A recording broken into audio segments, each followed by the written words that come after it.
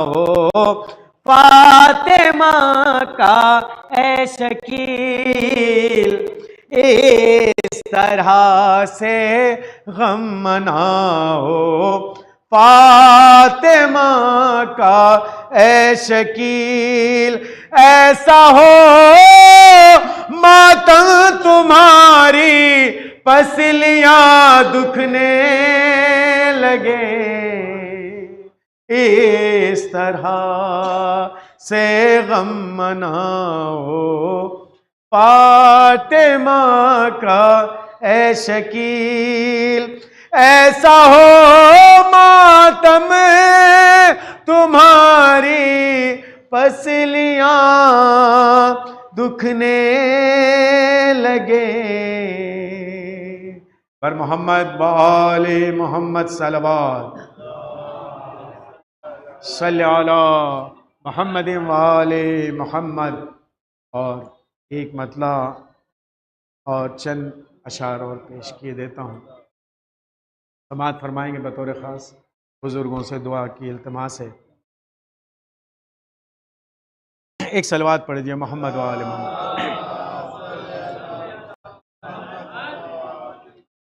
کہ کب سے ہیں وہ کس کو آخر ابتدا معلوم ہے، کب سے ہیں وہ کس کو آخر ابتدا معلوم ہے، ارے کب ہمیں خیر النساء کی انتہا معلوم ہے، کب سے ہیں وہ کس کو آخر ابتدا معلوم ہے، تو کیوں سیاست کا کھاڑا ہے ہماری مجلسیں، ارے کیوں سیاست کا کھاڑا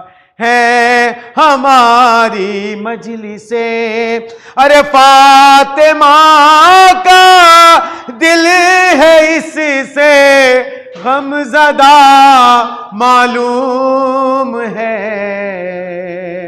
فاطمہ کا دل ہے اس سے غم زدہ معلوم ہے، تو جس کی مرضی کو خدا نے اپنی مرضی ہے کہا۔ ایک صلوات پڑھ دیا عظمت آل محمد پر، صلی علی محمد وآل محمد۔ السلام علیکم۔ ارے جس کی مرضی کو خدا نے اپنی مرضی ہے کہا، ارے ایک تنہا فاطمہ ہے مرضیہ معلوم ہے، ایک تنہا فاطمہ ہے مرضیہ معلوم ہے، تو بخش دے گا وہ عزاداروں کو جنت حشر میں، بخش دے گا وہ عزاداروں کو جنت حشر میں، فاطمہ زہرا کو خالق کی رضا معلوم ہے، فاطمہ زہرا کو خالق کی رضا معلوم ہے، تو تم فدق کو لوٹ کر حقدار دوزخ ہو گئے، تم فدق کو لوٹ کر حقدار دوزخ ہو گئے، او ملک زہرا کیا ہے کس کو انتہا معلوم ہے، ملک کے زہرا کیا ہے کس کو انتہا معلوم ہے، تو دوزخی بھی کانپ جائیں گے وہ منظر دیکھ کر۔ ارے قاتل زہرا جو پائے گا سزا معلوم ہے، تو اس کی ہر ایک سانس میں ذکر تبرہ ہے بسا، اس کی ہر ایک سانس میں ذکر تبرہ ہے بسا، جس کو بھی زہرا تمہارا مرثیہ معلوم ہے، اور ذکر حیدر ہو یا ماتم تیرا منہ بنتا ہی ہے، اے مقصر تیری ہم کو ہر ادا معلوم ہے، اور یہ نجف کو دیکھ کر دل کہہ اٹھا میرا شکیل، ارے شکر ہے اللہ کا ہم کو پتا معلوم ہے۔ برائے خوشنودی فاطمۃ الزہرا صلوات اللہ علیہا بلند ترین صلوات۔ حضرات مومنین، زہرا چیریٹیبل ٹرسٹ کی جانب سے منعقدہ اس خمسہ مجالس کو مسلسل خطاب فرما رہے ہیں آیت اللہ علامہ سید منتظر مہدی صاحب قبلہ قل۔ میں ان سے التماس کروں گا کہ آئیں اور آ کر آج کی اس دوسری مجلس کو خطاب فرمائیں۔ جو حضرات باہر تشریف رکھتے ہیں برائے کرم وہ فرش اعضاء پر اندر تشریف لے آئیں، جو حضرات پیچھے ہیں وہ آگے تشریف لائیں۔ پر محمد بال محمد صلوات قبلہ۔ سیدتی یا مولات یا عقیل بنی ہاشم، یا سیدتی یا مولات یا خیر النساء العالمین، یا سیدی یا مولایا یا قمر بنی ہاشم، یا شہنشاہ کربلا، یا مجاہدوں کے سلطان، یا محسن اسلام، یا جگر غشاری، یا دلبر بطول، یا نواس رسول، یا خاندان رسالت کے پھول، یا حضرت امام حسن علیہ السلام پر تبار و امام حضرت مہدی زمان پر آواز بلند صلوات۔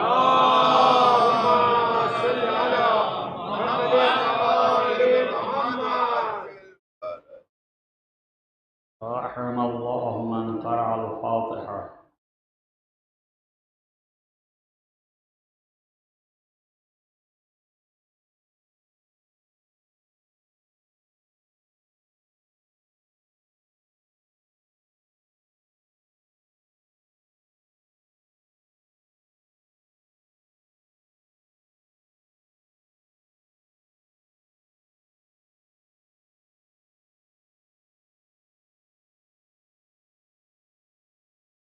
لا حول ولا قوة إلا بالله العلي العظيم۔ أعوذ بالله السميع العليم من الشيطان اللعين الرجيم، بسم الله الرحمن الرحيم، وبه نستعين وهو المعين، الحمد لله رب العالمين، والعاقبة للمتقين، والجنة للموحدين، والنار للملحدين والمنكرين، والصلاة والسلام على سيد الأنبياء والمرسلين، خاتم النبيين، مولانا مولى الكونين، جد الحسن والحسین أبي القاسم محمد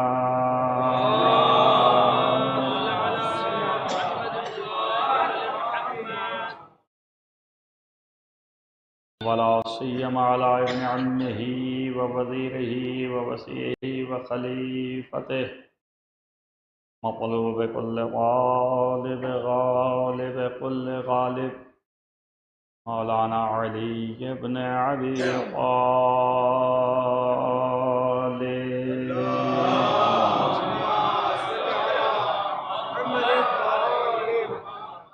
وعلى آله الطيبين الطاهرين المعصومين المظلومين الذين ذهب الله عنهم الرزق وطهرهم تطهيرا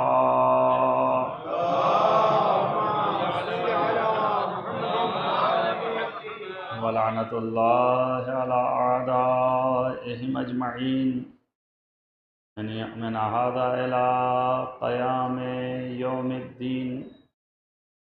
أما بعد فقد قال الله سبحانه وتعالى في كتابه الحكيم بسم الله الرحمن الرحيم وتعالى الله الملك الحق لا إله إلا هو رب العرش الكريم. صلوات محمد.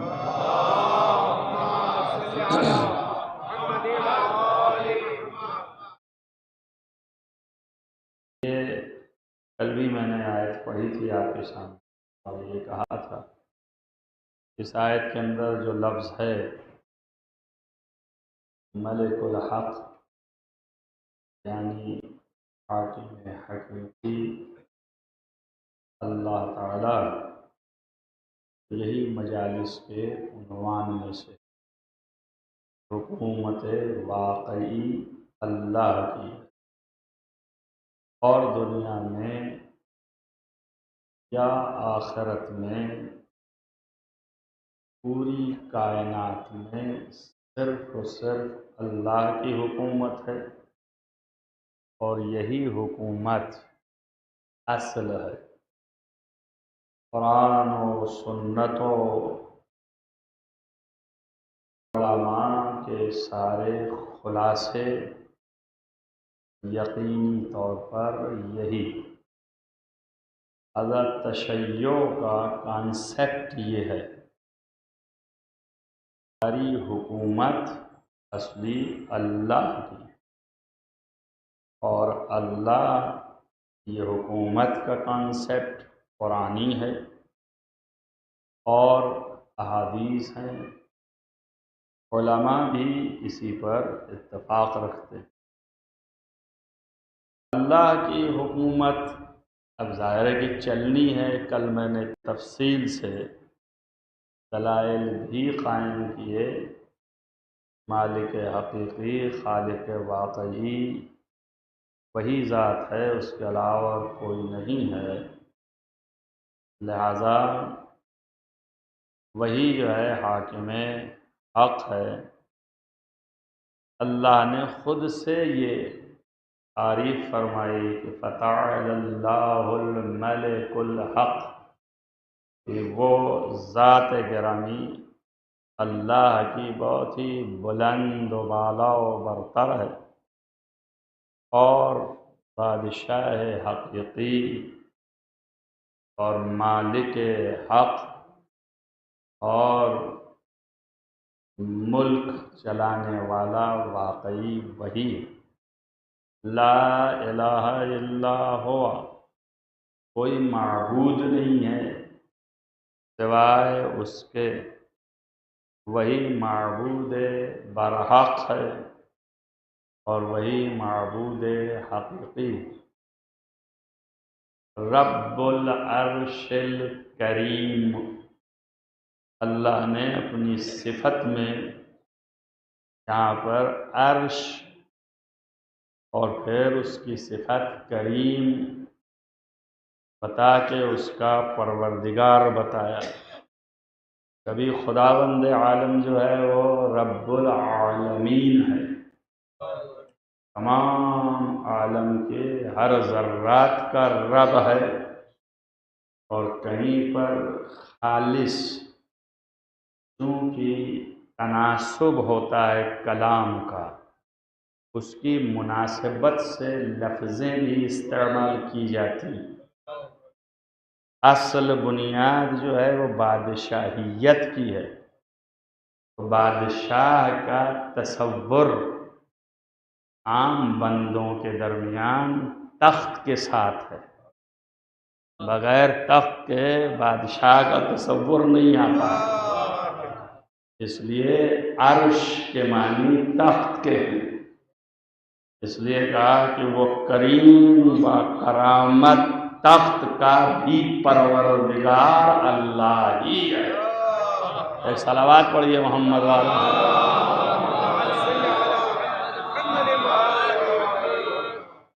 کیونکہ انسانی افکار محدودیت کے حامل ہیں، سب جو ہیں وہ محدود ہیں، ان کے اندر وسعت اتنی نہیں ہے، لہذا مرکزیت کے تابع ہیں، افکار جو ہیں وہ مرکزیت کی طرف جاتے ہیں، ادراک جو ہے وہ مرکزیت کی طرف جاتا ہے، اور اللہ کی ذات لامحدود ہے، تو ایک مرکز پر تصور ہو نہیں سکتا، تو اس لیے اس نے اپنا ایک سیمبل قرار دیا ہے، اس کا نام عرش رکھا ہے۔ جب تصور کرو مرکزیت کا تو عرش کی طرف ذہن کر لو، یہ عرش ہے، ورنہ اللہ جو ہے تخت پر نہ بیٹھنے والا ہے، اگر بیٹھ گیا تو اللہ نہ رہا، کیونکہ محدود ہو گیا، ایک عرش تمہارے ذہن محدود ہیں، لہذا تمہاری محدودیت کو مد نظر رکھتے ہوئے اللہ نے تم کو، تمہارا ذہن آشنائے مرکزیت ہے، تو میری مرکزیت کو سمجھنے کے لیے عرش کی طرف رجوع کرو۔ یہ عرش اور عرش کریم، کریم بھی بہت بزرگ با کرامت، ان اکرمکم عند اللہ اتقاکم، اللہ کے نزدیک سب سے زیادہ باعزت اور با کرامت وہ شخص ہے جو سب سے بڑا تقوی والا ہے، سب سے زیادہ متقی ہے، اتقا ہے۔ تو کرامت یعنی بزرگ، کرامت یعنی باعزت، اور خود عزت کسے کہتے ہیں؟ عزت کے معنی تو ہم نہیں سمجھتے، ہم تو خالی یوں سمجھتے ہیں کہ کسی نے یوں کیا تو ہو گئی عزت، ہم تو یہ سمجھتے ہیں کسی نے آپ جناب سے بات کی تو ہو گئی عزت۔ عزت کے حقیقی معنی ہے غلبہ کے، یعنی ہر شے پہ غالب رہنا، اسی لیے کہا گیا ہے کہ العزت للہ، اللہ کے علاوہ کسی کو غلبہ حاصل نہیں ہے، اور اس کے بعد اگر یہ غلبہ کسی کو حاصل ہے تو لرسول ہے، اس کی عطا سے اس کے رسول کو حاصل ہے، وہ کبھی مغلوب نہیں ہو سکتا، وہ سب پر غالب رہے، اور اگر کسی کو اس کے بعد حاصل ہے تو للمؤمنین، جو مومنین ہیں ان کو اللہ عطا کر رہا ہے۔ اب سارے مومنین کو کتنی عزت حاصل ہے مجھے نہیں پتا ہے، لیکن جب مومنین کو عزت و غلبہ دے دیا تو اس سے یہ تو ثابت ہو گیا کہ امیر المومنین کے پاس غلبہ ہے ہی۔ صلوات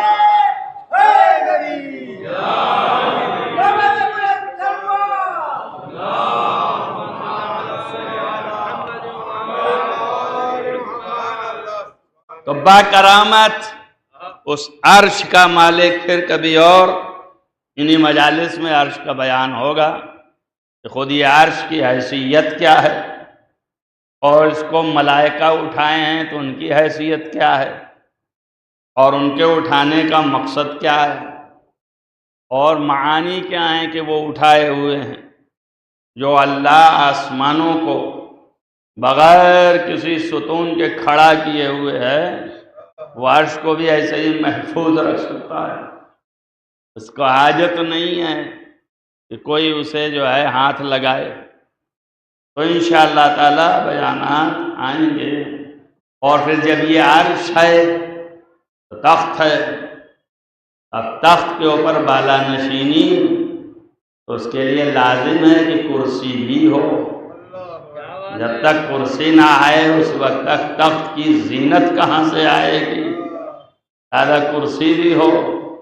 اب جب تخت ہے اور کرسی ہے تو پھر کہہ دیا وہ تو بیٹھنے سے رہا، تو کوئی ایسا ہو جو بیٹھے تو اس کی بیٹھک کہلائے، اس کی زینت کہلائے۔ صلوات پڑھیں محمد وآل محمد۔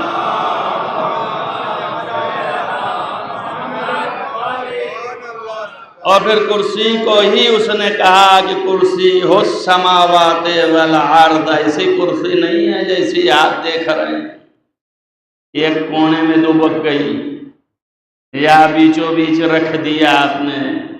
تو اس کرسی کا تسلط یہ ہے کہ سماوات والارض، تمام ساتوں آسمان اور تمام زمین سب پر حاوی ہے۔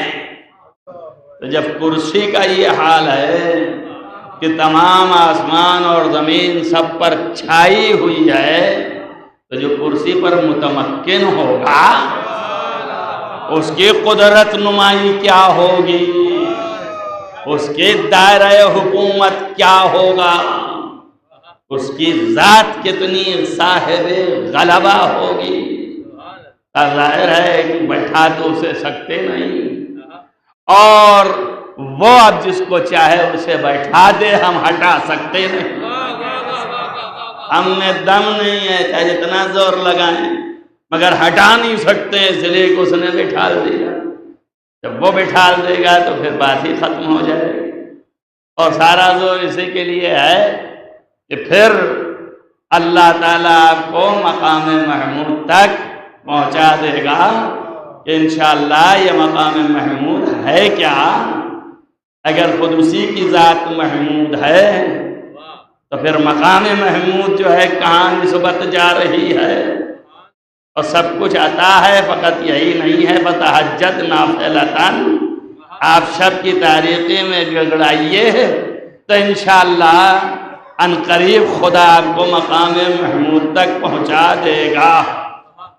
اب مقام محمود تک جب پہنچیں گے تو پتہ چلے گا مقام اسی کو کہتے ہیں جو بیٹھنے کی جگہ ہوتی ہے۔ تو جہاں یہ بیٹھیں گے اور متمکن ہوں گے، وہ چیز دیکھنی پڑے گی کہ کہاں ہے وہ اور کہاں ملے گی، اللہ عطا کرے گا۔ اور یہ بیٹھیں گے تو کوئی جگہ خاص ہوگی جہاں یہ بیٹھیں گے، اور جہاں یہ بیٹھیں گے وہی مرکزیت ہوگی، اور بغیر اس کے ہو نہیں سکتی۔ اور ایسے بیٹھیں گے بھی نہیں، اگر ایسے ہی بیٹھ گئے تو سایہ ہونا چاہیے۔ سایہ دلیل ہے عظمت کی، سایہ خالی اس کی وجہ سے نہیں ہے کہ آفتاب ہے، سایہ آفتاب تو وہاں ہے ہی نہیں۔ آفتاب جو مخلوق جس کے طفیل میں ہو وہ کیا اس کو روشن کرے گی؟ تو وہاں سایہ کی ضرورت ہے عظمت کے لیے، اور جب عظمت کا سایہ ہوگا تو عظمت کی کوئی چیز ہوگی جس پہ سایہ ہوگا، اور کوئی ہوگا جو سایہ کرنے والا ہوگا۔ شاید یہی وجہ ہے کہ جب وہ بیٹھ جائیں گے تو لوائے حمد اس کے ہاتھ میں دے دیا جائے گا، تاکہ اس کے فرہرے کے نیچے محمد عربی ہو اور علی سایہ دے رہے ہو۔ ایک صلوات پڑھیے محمد والے محمد۔ یہ عرش ہے اور اس عرش کے اوپر کرسی ہے، اور پھر انشاءاللہ اس پر متمکنات ہیں۔ اس عرش سے کریم کا رب صرف یہی اللہ ہے جو معبود حقیقی ہے، اور وہی معبود حقیقی حقیقی بادشاہ ہے، حقیقی حاکم ہے، حقیقی حکومت کا مالک وہی خدا ہے۔ اور جب وہ مالک ہے اور وہی حقیقی ہے تو ہر ذرہ اسی کے تابع ہے، ہر ذرہ اسی کی پناہ میں ہے اور اسی کے مطیع ہے، اسی کے فرما بردار ہے۔ یا وہ ذرہ بالاختیار یا بالاجبار، اختیار سے مطیع ہے یا اجبار سے مطیع ہے۔ کائنات کا ہر ذرہ اختیار سے مطیع نہیں ہے، صرف ایک ہی ایک ذرہ ہے جو آدم کو دے کر کے دنیا میں بھیج دیا۔ یہ انسان، یہی انسان جو ہے با اختیار ہے، بھائی اسی کو اختیار دے دیا کہ تو اپنے اختیار سے مجھے مان لے، میری اطاعت کر لے۔ اگر چاہتا تو جیسے اور ذرات اللہ کے سامنے جھکے ہوئے ہیں ویسے ہی یہ بھی جھکا رہتا، لیکن فطرت میں ڈھالا ایسا ہی ہے کہ چاہے چلائے جتنا کہ میں نہیں مانتا، مگر نفس میں ڈھال ایسا ہی دیا ہے کہ جھکا رہتا ہے مجبوراً۔ یہ انسان کی فطرت میں ہے جھکاؤ، اس لیے رکھا گیا ہے کہ فطرت میں ہے توحید۔ لوگوں کے سمجھ یہ نہیں آتا، وہ کہتے ہیں فطرت میں کہاں، اگر ہوتا تو یہ چلاتا کہ میں نہیں مانتا، میں نہیں جانتا۔ جو چلاتا ہے کہ نہیں مانتا وہ بھی تنہائی میں جا کے کہتا ہے تو جانتا کہ میں تسی کو مانتا، کسی اور کو نہیں مانتا۔ جتنے چلانے والے ہیں، یہ تمرد والے، خدا کو نہ ماننے والے، یہ بھی تنہائی میں نفس ان کا جھکا ہوا ہے اسی خدا کی طرف۔ کسی ایک دہریے نے آ کے امام سے فرمایا تھا کہ آپ کہتے ہیں کہ کہاں ہے خدا، خدا تو مجھے نہیں دکھائی دیا۔ کس چیز کا نام خدا ہے، کس طاقت اور قوت کو خدا کہتے ہیں؟ امام نے فرمایا کیا تو نے سفر کیا دریا کا؟ اس نے کہا ہاں کیا۔ کہا کبھی دریا میں جس کشتی پہ بیٹھا ٹوٹی؟ کہاں ٹوٹی؟ کہا پھر اس کے بعد کبھی مد و زجر میں آئی، سمندر کے مد و زجر میں کبھی اوپر لے گئی، پھر کبھی نیچے، کبھی ڈبویا، کبھی ابھارا۔ کہاں؟ کہا اس میں پتا کیا چلا تم کو؟ کہا یہی لگتا تھا کہ اب مرے کی تب۔ جب مرے کا تصور آیا تو امام نے پوچھا کوئی امید نظر آئی؟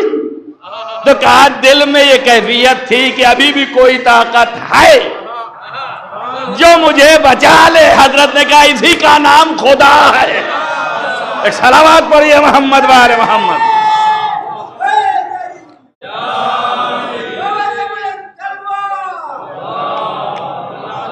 ہمیشہ جڑ کے رہے پنجتن کی چوکھٹ سے۔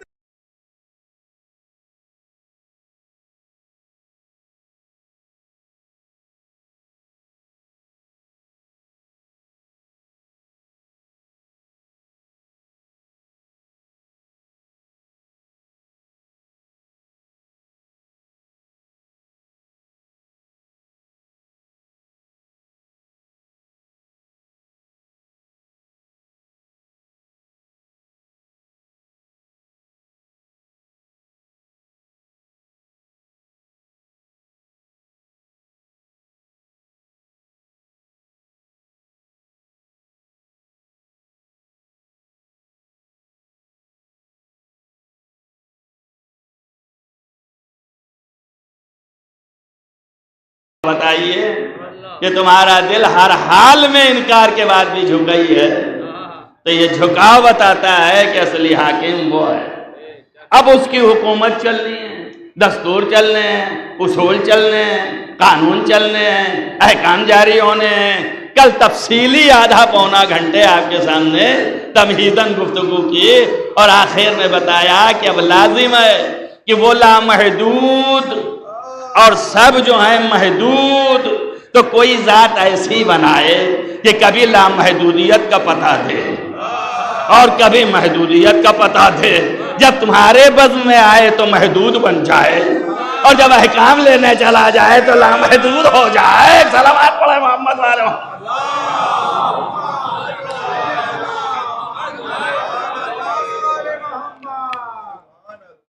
تاکہ وہ مجری احکام الہی کہلائے، تاکہ وہ دنیا کے لیے بتایا جائے کہ بادشاہ حقیقی کا نمائندہ یہ ہے، ورنہ لفظ خلیفہ کی ضرورت ہی نہ تھی۔ انی جاعل فی الارض خلیفہ لانے کی ضرورت کیا پڑی؟ تو آپ سوچئے وہ بحث تو الگ ہے اور ہمارے نظریات اس سلسلے میں الگ ہیں کہ جس کو پہلا خلیفہ بنایا وہی گڑبڑ کر گیا۔ تو اب چاہیے یہ تھا کہ کائنات کو دکھاتا کہ دیکھو ہونا کیا ہے، بتایا تو یہ تھا کہ ہر طرح سے میں مقدس ہوں، سبحان الذی، سب سے زیادہ پاک و پاکیزہ وہ ہے، تو یہ آنے والا بھی پاکیزہ ہو۔ لیکن آدھے کے مرحلے میں ہی شیطان نے بہکایا، اور بھائی بہکے، ہم انہی کی اولاد بہکے، بہکی ہوئی اولادیں یہ بیٹھی ہیں، تب یہ بہکا جب بہک گیا اور گڑبڑ ہو گیا تو اب تو تقدس میں اور قداست میں تھوڑا حرف آنے لگا۔ تو اب اس کو بچانے کے لیے ضرورت تھی نا کہ کوئی ایسا ہو کہ جس کے دامن پر ذرہ بھی دھبا نہ ہو، کہیں سے بھی دھبا نہ آنے پائے۔ اب سمجھ میں آیا آپ کو؟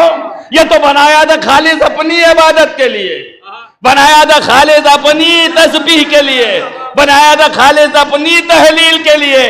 کیوں؟ اس لیے کہ لم یذل، ہمیشہ سے خدا متفردن بوحدانیت، اپنی وحدانیت میں تنے تنہا تھا، تو چاہ رہا تھا کہ کوئی آئے جو میری تسبیح کرے، کوئی آئے جو میری تحلیل کرے، تو بنایا تو اس لیے تھا۔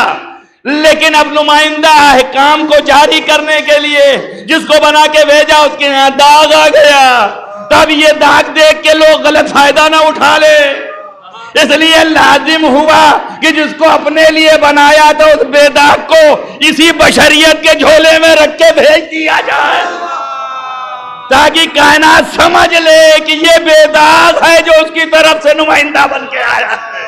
ایک صلوات پڑھیں محمد وآل محمد۔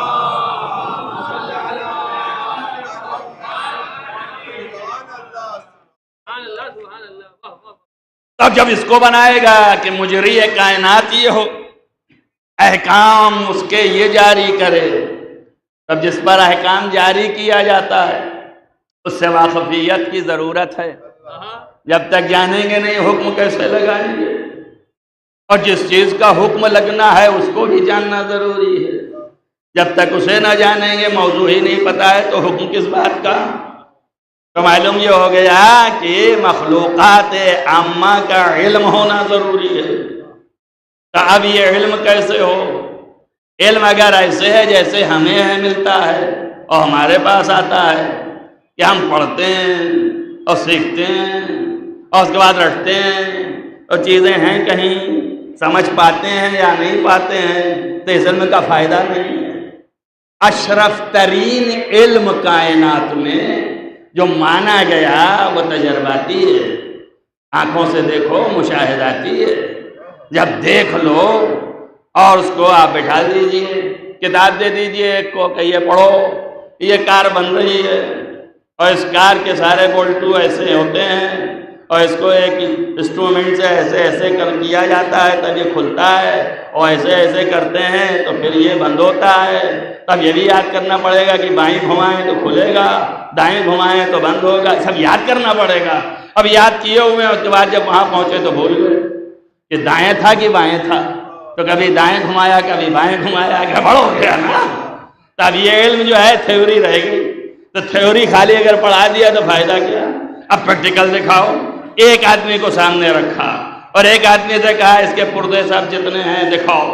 اب پرزہ ظاہرہ دکھایا، کیسے بنتا ہے وہ دکھایا، پردے کو بنا کے دکھایا، اور بننے کے بعد اسے ڈھالا، اور ڈھالنے کے بعد پھر اسے کہا اب جوڑو، اب سے اسمبل کیا۔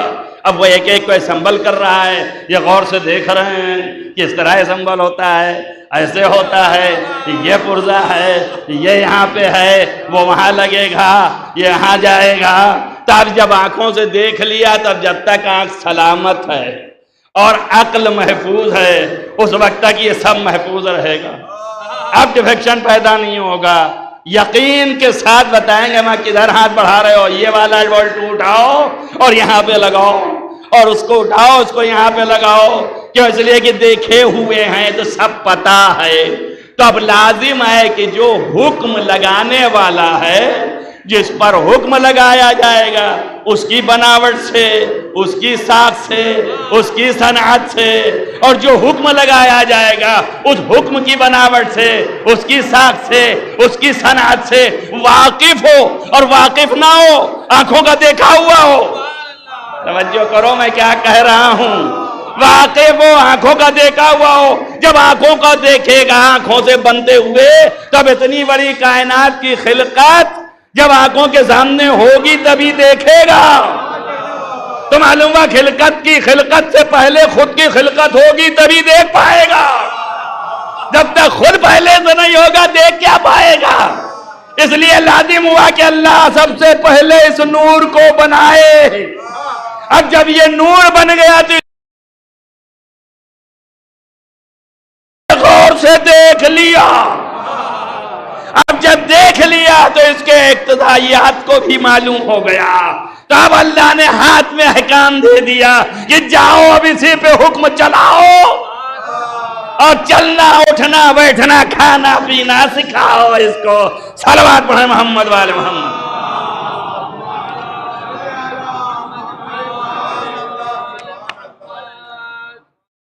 تو آل محمد علیہ السلام وہ ذات ہیں کہ جو حاکم مطلق کے نمائندے ہیں، اور یہ بھی اسی کی عطا سے حاکم مطلق ہیں۔ کوئی یہ نہ سمجھ لے کہ کہیں مقید ہیں، یہ بھی مطلق ہیں۔ اسی لیے کہا امام محمد باقر علیہ السلام کی بزم میں محمد تشریف لے آیا محمد کے پاس، اور یہ صحابی جو ہے بڑا مقتدر ہے، محمد بن سنان، اور مولا کے سامنے کہتا ہے اجریت اختلاف الشیعہ۔ معلوم ہوا جو شیعہ کے نام پر احمقین تھے بعض، اور وہ معرفت نہیں رکھتے تھے آل محمد کی، تو ان کی خلقتوں، ان کی علم، ان کی عظمت میں اختلاف رکھتے تھے۔ تو یہ نہ سمجھ لینا کہ آج تم میں اگر اختلاف ہے تو کوئی نئی بات ہے۔ امام محمد باقر علیہ السلام کے سامنے اصحاب میں بھی اختلاف ہے کہ اجریت اختلاف الشیعہ، ہم نے شیعوں کے اختلاف کو سامنے پیش کیا کہ یہ شیعہ کیا کہہ رہے ہیں اور کیا ہے۔ تو امام علیہ السلام نے نگاہ بھر کے دیکھا اور کہا سنو، لم یزل ان اللہ تعالی لم یزل متفردا بوحدانیتہ۔ معلوم ہوا جو اختلافات چل رہے ہیں وہ کچھ آل محمد کی خلقت پر ہے، اس لیے آپ نے فرمایا کہ آگاہ ہو جاؤ، ہمیشہ سے اللہ اپنی وحدانیت میں متفرد تھا، تنہا تھا، واحد تھا، یکتا تھا، کوئی نہیں تھا۔ ثم خلق محمدا وعلیا وفاطمہ، اس کے بعد پھر محمد کو اور علی کو اور فاطمہ کو خلق کیا۔ وَمَكَثُوا أَلْفَ دَهْرٍ، اور الف یعنی ہزار دہر تک ان کو چھوڑ دیا۔ توجہ کرو آپ، دہر، ہزار دہر، سال نہیں۔ یہ سال تمہارے ہاں آیا کیوں؟ اس لیے کہ سال جو بنتا ہے وہ دنوں رات سے بنتا ہے، اور دنوں رات آفتاب سے بنتے ہیں، اور آفتاب آسمان پر ہے، تو افلاک کے ادوار سے یہ بنے گا۔ جب افلاک خلق ہوں گے تب سال آئے گا۔ سمجھ میں آیا نا؟ تو کائنات کی خلقت سے پہلے کے زمانے کو جو طے کیا جاتا تھا، 1 2 3 4 5 کہا جاتا تھا، تو دہر کے نام سے یاد کیا جاتا تھا۔ وہاں آسمان ہی نہیں ہے، وہاں سورج ہی نہیں ہے، وہاں دن و رات ہی نہیں ہے، وہاں گھنٹے ہی نہیں ہیں کہ آپ طے کر کے آخر میں کہیں اتنے سال ہو گیا۔ تو اس لیے اس کو دہر کہتے تھے، الفا دہری، ہزار دہر۔ ایک دہر کے لیے نہیں معلوم کہ کتنے سال بنیں گے، تب ہزار دہر کو کیا سمجھیں گے کتنے بنے؟ تب اس کو بچے نہیں سمجھ میں آیا ہوتا ہی رکھے رہو، آگے ضرورت نہیں ہے۔ اس لیے کہ یہ بڑی مشکل کی چیز ہے، سال تو جب آسمان آئے گا تو سال ہوگا۔ اور پھر اس سال کو تو ملک بھی دیکھیں گے، اس لیے کہ جب تک آسمان نہ آئے گا، زمین نہ ہوگی، اس وقت تک ملک خلق نہیں ہوں گے۔ آسمان و زمین کے بعد ملک خلق کیے گئے ہیں۔ تب آپ سمجھ لیجئے کہ لولاک لما خلقت الافلاک، کائنات کی ساری خلقت جو ہوئی، اس کے بعد پھر ملائکہ آئیں، اور یہ ملائکہ خلق ہوئے تو ان کے بیٹھنے کی بھی جگہ ہوئی،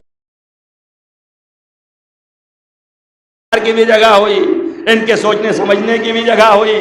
تو الغرض یہ ہے ملائکہ کتنے بات کے ہیں یہ توجہ کیجئے آپ۔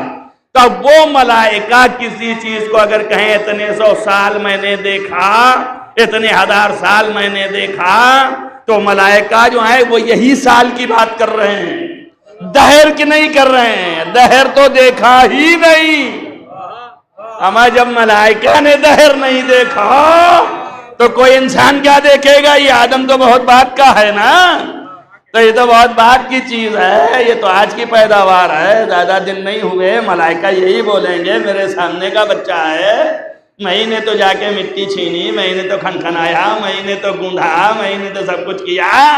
اب یہ بات اور ہے کیا سب میں نے، اب جو ہے وہ حکم اس کا تھا جھکنے کو تو جھک بھی گیا، اور یہی اطاعت ہے، اسی کا نام اطاعت ہے۔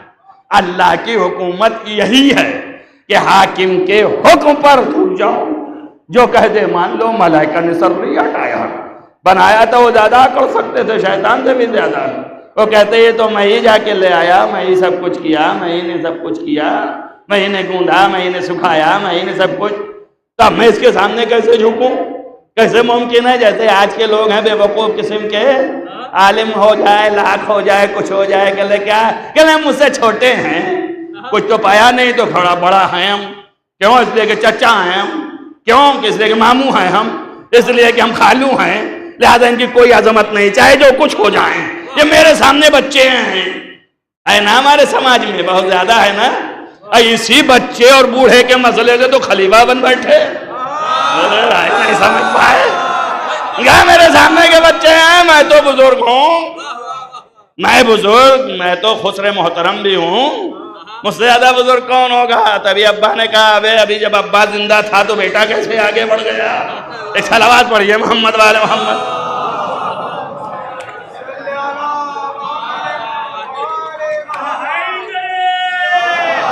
یہ جہالت کی نشانی ہے، یہ جہالت کی نشانی ہے۔ جاہل جو ہے یہ ساری چیزیں کرتا ہے۔ ملک عالم تھا اور وہ عابد بھی تھا، دادا اس نے ایک بھی کچھ نہیں کہا، جیسے ہی اللہ نے کہا جھک جا جھک جا، کیوں؟ اس لیے کہ اللہ کی اطاعت کرنی ہے، اس فرض سے ہمیں کیا لینا دینا ہے۔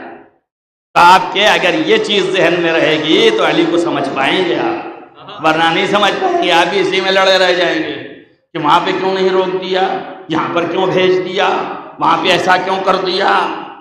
جب آپ یہ سمجھیں گے کہ یہ معبود حقیقی کا نمائندہ ہے جو ادھر سے حکم ہوا وہی کر دیا، تو آپ کی ساری مشکلات حل ہو جائیں گی، ورنہ آپ پڑے رہیں گے، اور پھر ایسے ایسے بڑے بڑے پیدا ہو جائیں گے، کہیں گے میں ہوں سید، علی کی اولاد میں سے ہوں، بٹ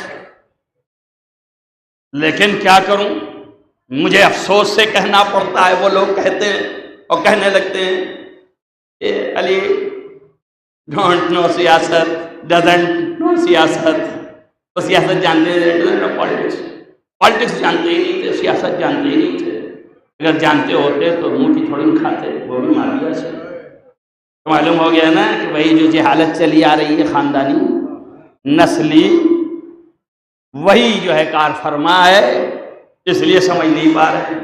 اور اگر یہ سمجھ گئے ہوتے کہ یہ مطیع خالص ہیں، یہ سیاست الہیہ کے مالک ہیں، اس کا سمجھنا مشکل ہے۔ آج بھی بہت سے کہتے ہیں بیچ ہی میں آ گیا اس لیے کہہ دے رہا ہوں، کہتا تو آخر میں، آج بھی یہی کہتے ہیں، اور بڑے بڑے بیوقوف کہتے ہیں، بعض اپنے بیوقوف کہنے لگتے ہیں۔ بڑی مصیبت تو ہم اپنے بیوقوفوں سے زیادہ پریشان ہیں، اپنے بیوقوف بھی کہنا شروع کرتے ہیں کہ ہاں بات تو صحیح ہے۔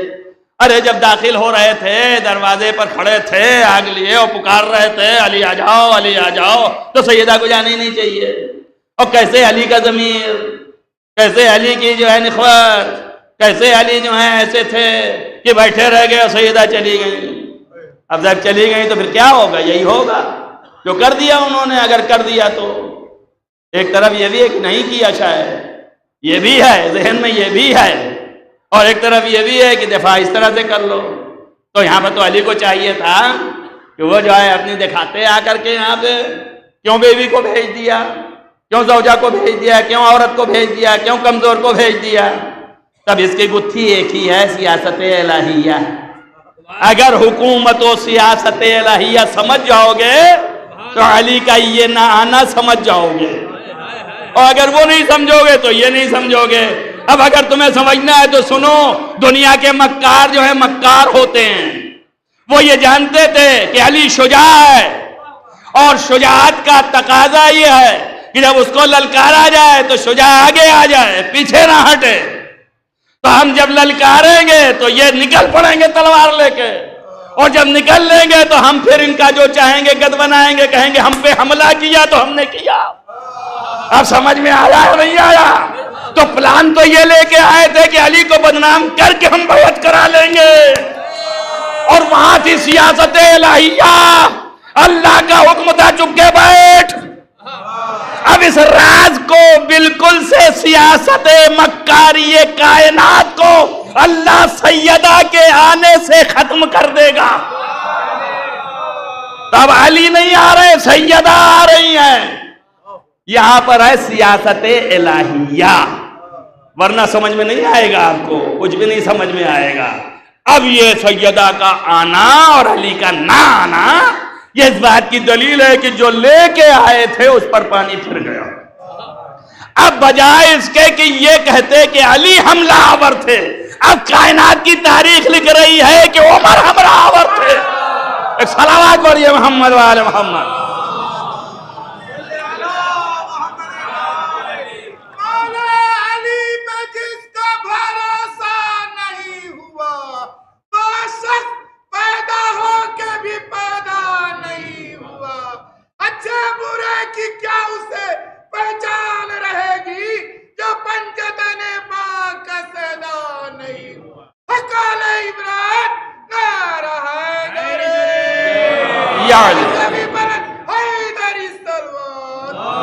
اب حملہ آور جو ہیں وہ پہچانے جائیں گے کہ یہ حملہ کیے ہیں، انہوں نے حملہ نہیں کیا ہے.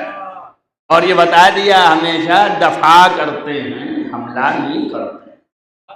اور کہیں بھی حملہ نہیں کیا، ہر جگہ دفاع میں گئے.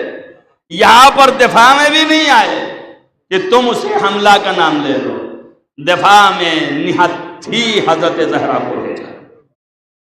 کوئی نہ تلوار ہے، نہ شمشیر ہے، نہ کچھ ہے، حجاب ہے. توجہ رہے، یہ سب مثالیں ہیں. اگر یہ نہیں کریں گی تو آئندہ جب کربلا میں ضرورت پڑے گی تو کس کی سیرت پر عمل ہوگا؟ یہ مثالیں ہیں. لہذا حضرت زہرا اور حضرت زہرا کے ساتھ جو ہوا آپ نے دیکھ لیا. بات یہ چل رہی تھی کہ یہ حکومت الہیہ ہے، اس کے اصل مجری و نمائندے اہل بیت ہیں. کہ دلیل امام محمد باقر علیہ السلام کی یہ حدیث کہ اللہ تعالی لم یزل متفردن بوحدانیت، اپنی وحدانیت میں تن و تنہا تھا. ثم خلق علیا، ثم خلق محمدا وعلیا وفاطمہ ومکثوا الف دہر، اور ان کو 1000 سال دہر، 1000 دہر چھوڑ دیا. اس کے بعد ثم خلق جمیع الاشیاء، اس کے بعد تمام کائنات کو خلق کیا. واشہدہم علیہا واشہدہم خلقہا، اور ان کی تمام اشیاء کی خلقت پر ان کو مشاہدہ کروایا. ابھی سنایا تھا نا آپ کو کہانی کی طرح، مثال سے، اور اب سنا رہا ہوں حدیث سے. تو ان سے مشاہدہ ان کو کرایا، تمام اشیاء کی خلقت کا مشاہدہ کرایا. ابھی ترجمہ کرتا جا رہا ہوں، آپ سنتے جائیں. وَثُمَّ أَجْرَ، وَثُمَّ أَجْرَى طَاعَتَهُمْ عَلَيْهَا، اس کے بعد پھر ان لوگوں کی اطاعت تمام اشیاء کائنات پر جاری و ساری کر دے گا۔ اب اللہ جاری کر رہا ہے، توجہ رہے، یعنی اللہ نے فرض کر دیا، واجب کر دیا، لازم کر دیا، یہ لفظیں جو ہیں یہ اور ہیں، توجہ رکھنا میری بات پر، میں کچھ کہہ رہا ہوں سمجھا رہا ہوں، اور ساری مجلس کی تمیز غیر تمیز سب اسی کا مقدمہ ہوتا ہے، اگر ذہن رہے گا تو کنیکشن معلوم ہوگا آپ کو۔ ابھی آپ کو بتایا کہ اللہ نے آپ کے نفس پر لاکھ اختیار دینے کے بعد ایسا کچھ کیا ہوا ہے کہ آپ مجبوراً بھی اسی کو مان رہے ہو، توجہ ہوئی نا، انکار کے ساتھ اطاعت میں ہو، میں یہ بتا رہا ہوں تمہیں، اس لیے لفظ یہاں پہ نہیں استعمال کی کہ اوجبا، اللہ نے واجب کر دیا ان کی اطاعت تمام اشیاء پر، یہ لفظ نہیں استعمال کی کہ الزمہ لازم کر دیا، بلکہ کہا اجرا، توجہ کرو، جاری کر دیا، جس طرح سے اس کی حکومت ہر ذرے پہ ہے، چاہے بااختیار انسان ہی کیوں نہ ہو، ویسے ہی ان کی حکومت ہر ذرے پہ ہے، چاہے بااختیار انسان ہی کیوں نہ ہو، صاحب اختیار ہو کے اللہ کا انکار کر کے اللہ کا اعتراف کر رہے ہیں، ویسے ہی علی کا انکار کر کے بلاؤ علی کو، بلاؤ علی کو، صلوات پڑھیں محمد والے محمد۔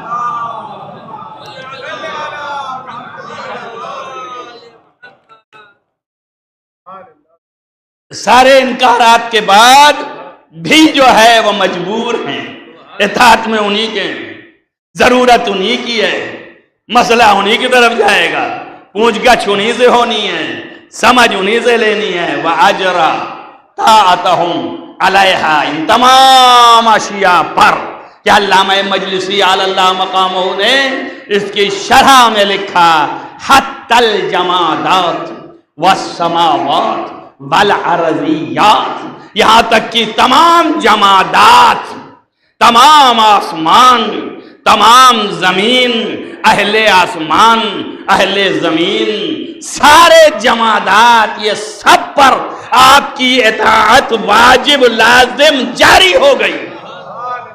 کل ایک بات پڑھی تھی مصائب میں، آج سنو فضائل میں، یہی دلائل ہیں حکومت زہرا کے۔ ابھی ادھر سے چادر ہٹی نہیں ہے، سر کے بال کھلے نہیں ہیں، مگر دیواریں بلند ہونا یہ اس بات کی دلیل ہے کہ جمادات بھی حق حکومت میں ہے، حکومت زہرا میں ہے۔ حتی السماوات، آسمان اور آسمان والی چیزیں، کل پڑھی نا کہ ہاتھ میں تسبیح لیا تو ستارہ گھوم کے آنے لگا، آج تک لوگ لگے ہوئے ہیں کہ یہ آیا بھی تھا کہ نہیں، اور اتنا بڑا ستارہ اور اتنے بڑے چھوٹے سے در پر کیسے آ جائے، ارے بے وقوف، اگر تیری عقل میں آ جائے تو معجزہ کیسے رہ جائے؟ معجزہ کہتے ہی اس کو ہے کہ جہاں عقل عاجز ہو جائے۔ ایک صلوات پڑھیں محمد والے محمد۔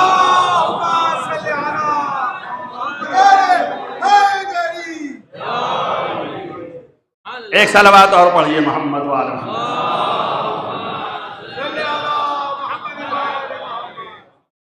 آپ ملاحظہ کر لیجئے، اس طریقے سے ہوتا ہے تو اللہ نے ان کی حکومت اور ان کی اطاعت ہر شے پر اجرا، ہر شے پر جاری کر دیا، اور پھر اس کے بعد وَفَوَّضَ أُمُورَهَا، اور تمام امور ان اشیاء کے ان کو تفویض کر دیے۔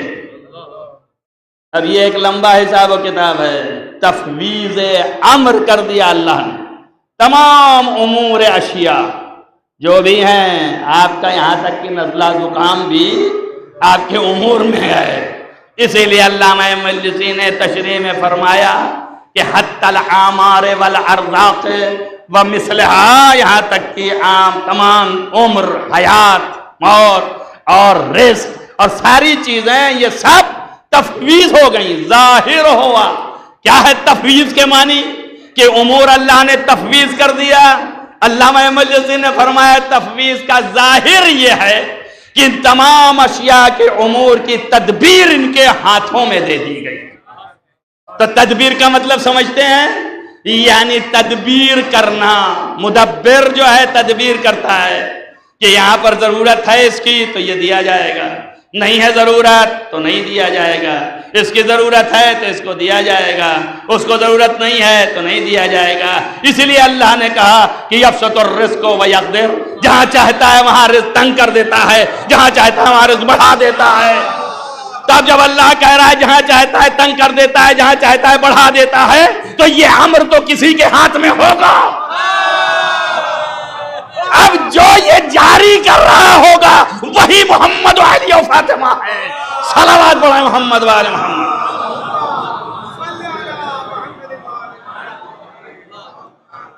ایک صلوات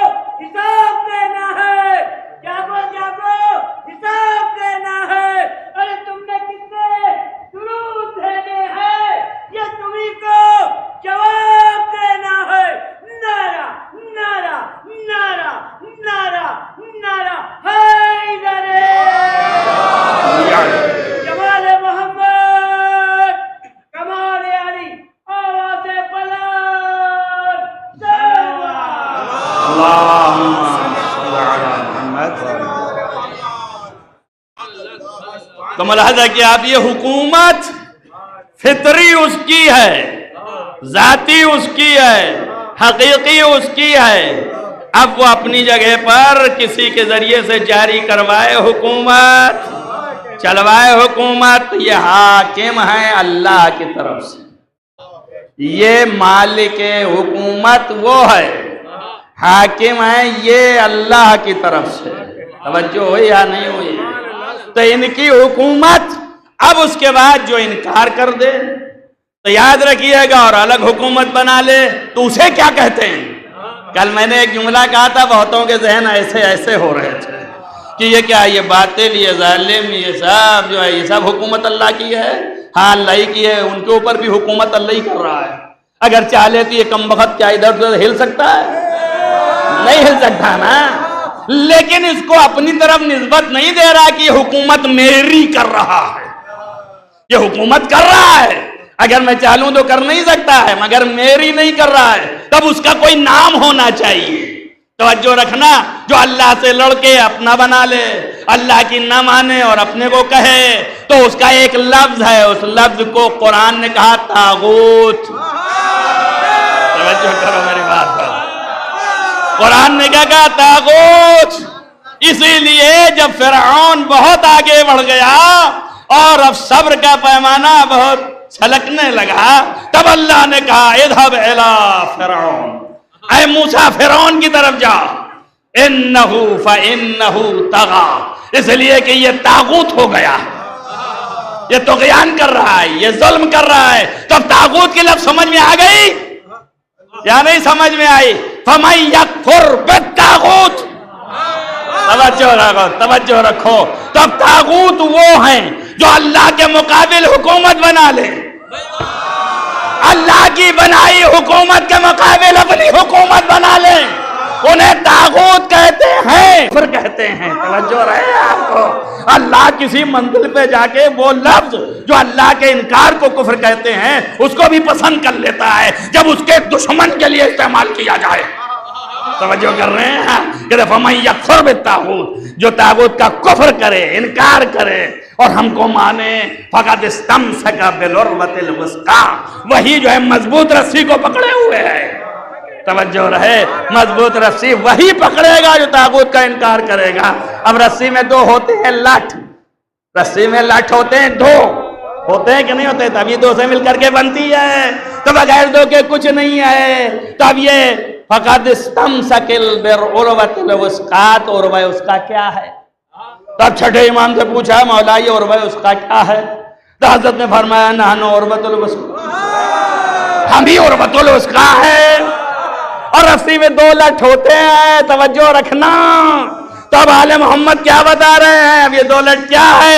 جب نبی جانے لگے تو 2 چھوڑ کے گئے، ایک اہل بیت ایک قرآن، دونوں کو سمیٹ کے پکڑ لو، یہی عروۃ الوثقیٰ ہے۔ صلوات پڑھیے محمد و آل محمد۔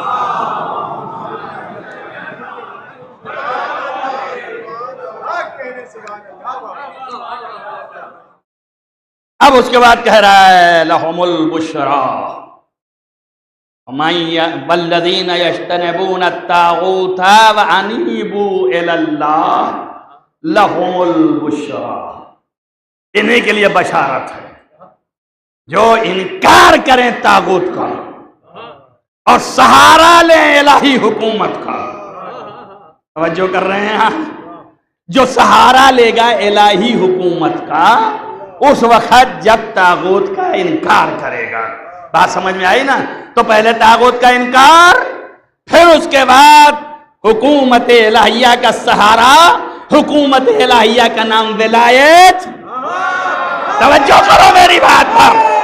اور یہی ولایت علی، اللہ کی حکومت ولایت الہیہ، ولایت علی ایک، ولایت الہیہ التی ولایتنا، ولایت الہیہ ہی میری ولایت ہے۔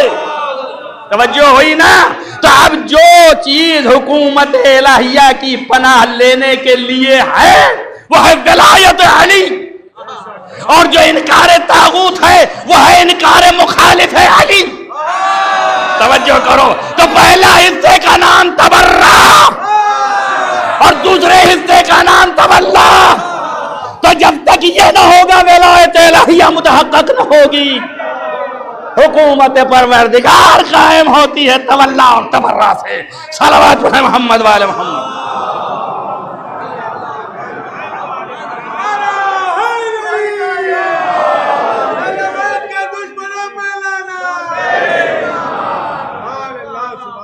مضبوطی سے سنو، یہ وہ چیز ہے۔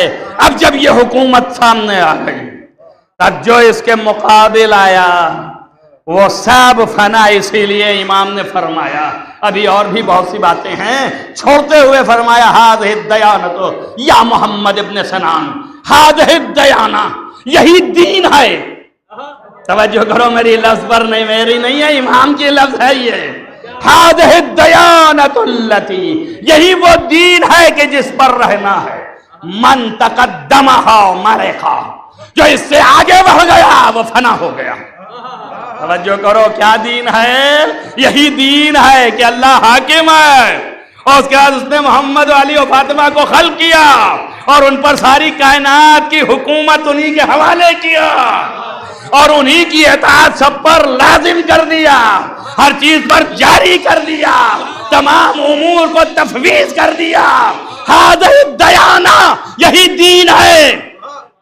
توجہ کریے، آپ تمام ممبروں سے چلا رہے ہیں دین تو کوئی سکھاتا ہی نہیں ہے، دین تو کوئی بتاتا ہی نہیں ہے۔ اور اے احمق، دن اور رات علی محمد فاطمہ کے ذکر کے علاوہ اور کیا کرتے ہو؟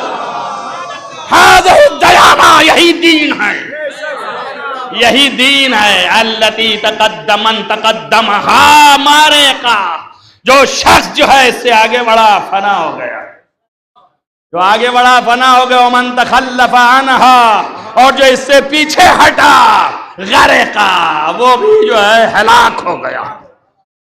اور من، جو شخص جو ہے اسی سے چپک گیا، الزمہا، اسی کو پکڑ لیا، اس دین کو، وہی جو ہے لحقا، ہم سے ملحق ہو گیا۔ توجہ کر رہے ہیں؟ آپ کو پوچھ رہا ہے یہ بھی جنت جائے گا، وہ بھی جنت جائے گا؟ کوئی نہیں جائے گا، صرف وہی جائے گا جو محمد و علی و فاطمہ، حسن و حسین اور 4 معصوم والا ہے، کوئی جائے گا اور کوئی نہیں جائے پائے گا۔ بیکار پریشان نہ ہو، اب اس کی ضمانت تھوڑی نہ کہ میں جاؤں گا کہ آپ جائیں گے کہ کون جائے گا، اب یہ تو وہ جانتا ہے کون ہے کون نہیں ہے۔ اب یہ بس میں بیٹھنے سے تھوڑی نہ ہو جاتا ہے، جب دل میں ہوگا تو وہاں نپا جائے گا۔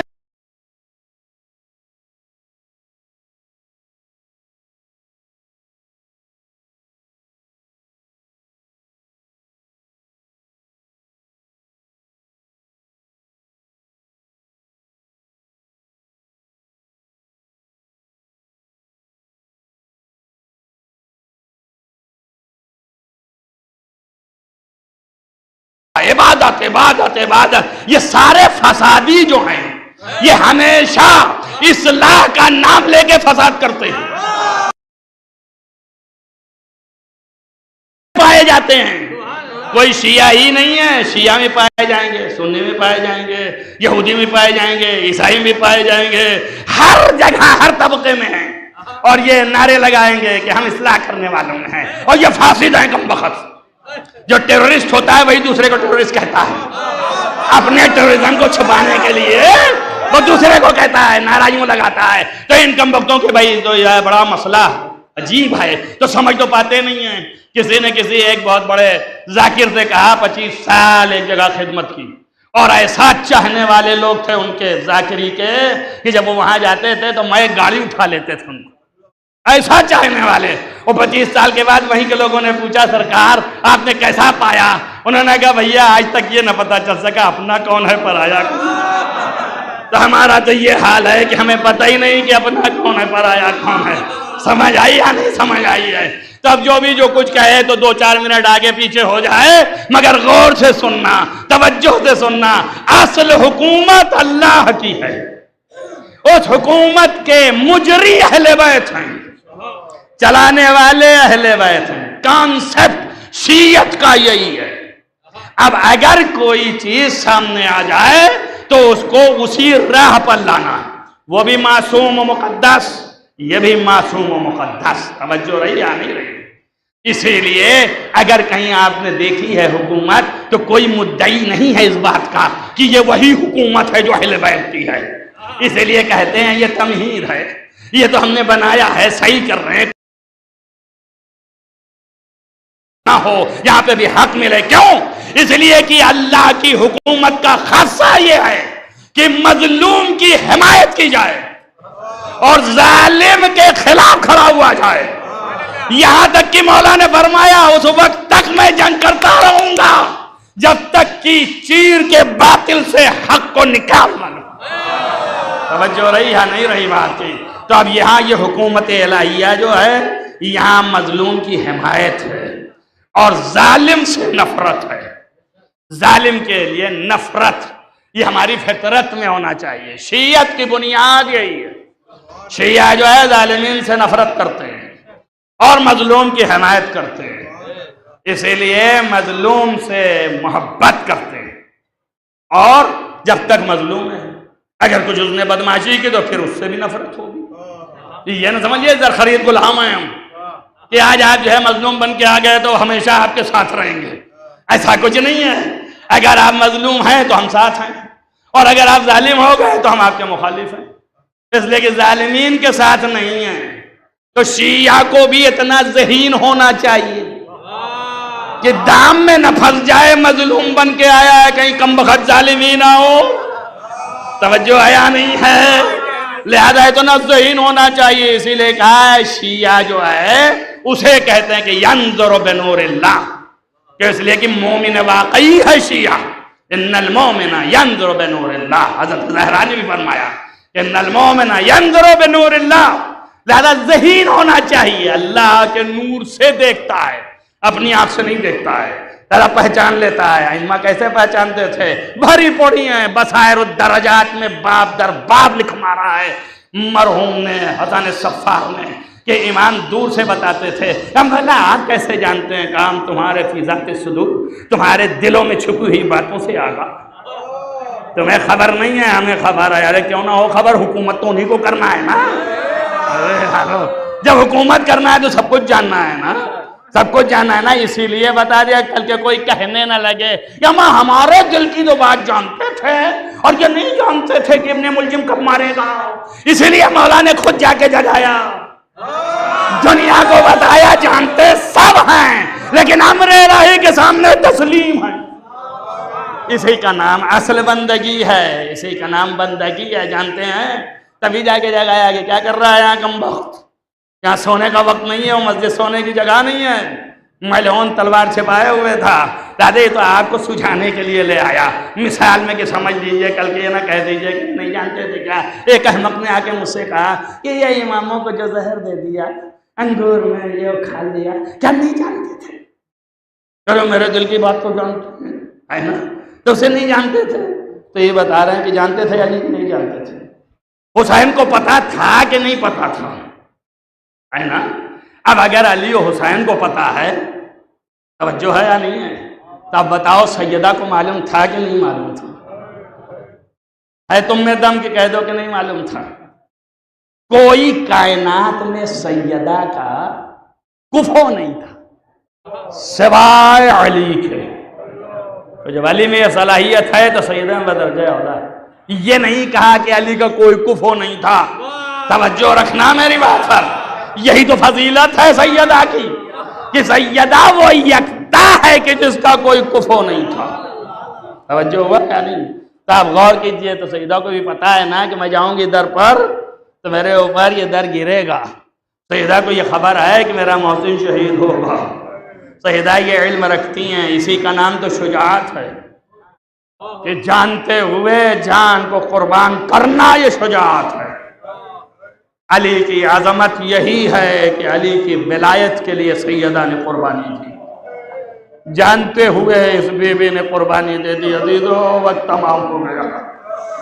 آپ ملاحظہ کیجئے، کل یہاں پہ لا کے رکھا تھا کہ در و دیوار کے درمیان جب ظالم نے پیس دیا تو بی بی نے پکارا، یہ فضا فضا دوڑو، میرا محسن شہید ہو گیا۔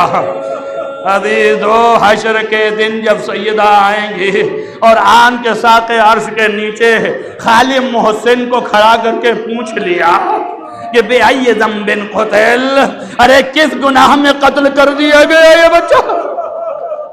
تو کیا کسی کے پاس جواب ہوگا؟ عزیزو فاشتد غضبہ، اس کا غضب شدید ہو جائے گا۔ یقیناً وہ دن ہے، اس دن حق لینا ہے، تو حق لیں گی سیدہ، چھوڑیں گی نہیں۔ وہ دن ایسا دن ہے عزیزو، یہ 4-5 دن کے درمیان جو مصیبتیں ہیں، آپ غور کریں کہ باپ مر گیا ہے اور زیادہ دن نہیں ہوئے، ابھی زیادہ دن نہیں ہوئے، بعض روایتوں میں ہے بہت جلدی در پر آ گئے ہیں اور آگ لگانے جا رہے ہیں۔ باپ چلا گیا ہے در پر، جس در پر باپ آ کے 6 مہینے سلام کرتا رہا، سلام علیک یا اہل بیت النبوہ، اسی در پر ظالمین نے آگ لگانے کی دھمکی دی۔ بی بی نے کہا اس گھر میں حسنین ہیں۔ آپ توجہ کریں، اپنے کو نہیں کہا کہ میں اکلوتی بیٹی محمد مصطفیٰ کی ہوں یہاں پر، تمہارے نبی کی بیٹی، اپنے کو نہیں کہا حسنین، جو مباہلہ میں حسنین رسول کے بیٹے ہو گئے ہیں، تو رسول کے چھوٹے چھوٹے بیٹے بھی یہی ہیں۔ تو آواز آئی ادھر سے ہوا کریں، یعنی اگر رسول بھی ہوتے تو آگ لگا دیتے۔ جزاکم ربکم خیر الجزا۔ عزیزو یہی سمجھنے کی ضرورت ہے، بی بی نے ایسے ہی نہیں کہا حسنین ہے، کہا ہوا کرے۔ عزیزو آپ دیکھو، غور کرو، لکھا یہ ہے کہ جب بلال آیا تو اس نے یہی سوچ کے اذان دی ہے، اس لیے کہ بلال نے قسم کھا لی تھی نبی کے بعد کہ میں اذان نہیں کہوں گا، قسم کھا لی کہ اب میں اذان نہیں کہوں گا، اس لیے کبھی اذان نہیں کہی۔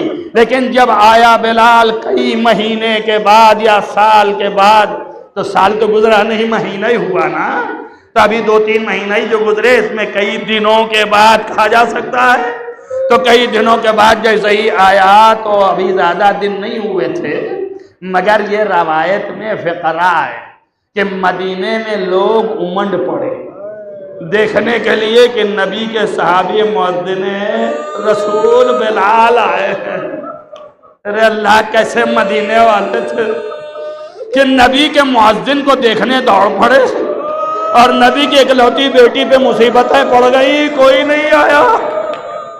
یہ وہ مدینہ ہے کہ کوئی نہیں کھڑا ہوا، 1-2 نہیں، 6 امام سے کسی نے پوچھا، آپ نے فرمایا 1-2 سے نہیں غضبناک تھی، یہ پورے مدینے میں جن لوگوں نے ساتھ نہیں دیا سیدہ غضبناک اٹھی ہیں۔ عزیزو یاد رکھو، اور یہ بھی اس مصیبت میں ہے، اور جیسے ہی آیا اور سلام کہا، سیدہ نے سلام کا جواب دیتے ہوئے کہا بلال تم بھی ساتھ چھوڑ کے چلے گئے؟